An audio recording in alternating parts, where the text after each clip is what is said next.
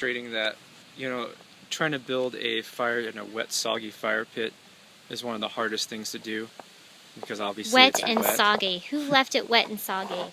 Well, it rained here and it's humid, really humid. Very humid. So it makes it really hard. So how are you going to start a fire? Well, it's pretty lame because there's a fire pit here and there's in the I'm mud. just putting fires in building my own little thing. That's what I do. So what you'll do, this is mud. Mud. So what you'll do is you'll go around and find rocks. He's going to find rocks. You're being silly. And you'll bring... This is for us amateurs here. You'll bring the wood up off the mud. I personally would pull out my blow dryer. Yeah, with your generator. My generator. Your RV. Your solar. How many rocks do we need there, Meech? You need to keep it off the mud or you're going to go hungry. That's what's going to happen. Your nickname is going to be Match the Meech. Meech the Match.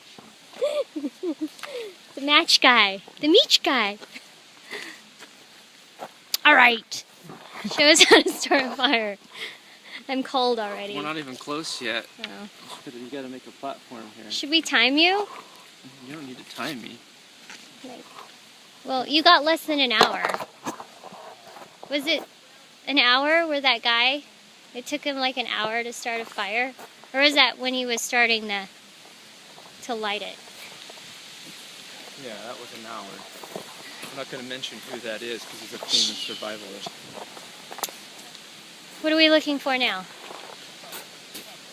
I'm going to use some newspaper. Some newspaper to start it? Just because it's so darn wet. Because it's so darn wet. How do they say that here in Virginia? I don't know.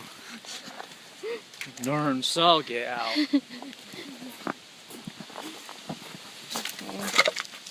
Firewood, because we can't collect any here. But normally... It's a national park, they don't allow you. Yeah, we have to buy the firewood. Newspaper? There's a bunch of dried, looks like termites. Ew. Got to this. So you take this stuff, I'm going to break some of it off. Why? It's not going to start? No, you're going to use this stuff. That's fire dust. It's dry. This is the stuff that catches. Do you see that? Mm-hmm. They call it punky wood or dried out. Stephanie is behind the camera. Dried out Hi, wood. Stephanie! So do you see this technique? Oh, what technique, I think? Okay, you pull it apart. You girls. You're not always going to have access to stuff like this, but this is what you do to start a fire with like a flint or traditional way. That's good. So this So the termite thing was good. is a lifesaver right here in a wet fire. It looks like it's Well, wet. it's kind of wet. It's actually wet on the inside. Oh, great. Now how are we going to start it? But you just keep doing this. You keep doing that until you get all this off of here. This is what you start a fire with a traditional fire bow. You wouldn't use this. You would use this area. You carve out the hole, those of you who know what I'm talking about, and put a notch. This right here, No, I don't. you would break off. Well, we're going to show that, demonstrate that eventually. This. We'll put the hole in there. How do you put the hole in there? With a knife? With your field knife, yeah. Or a piece of flint or a piece of volcanic glass.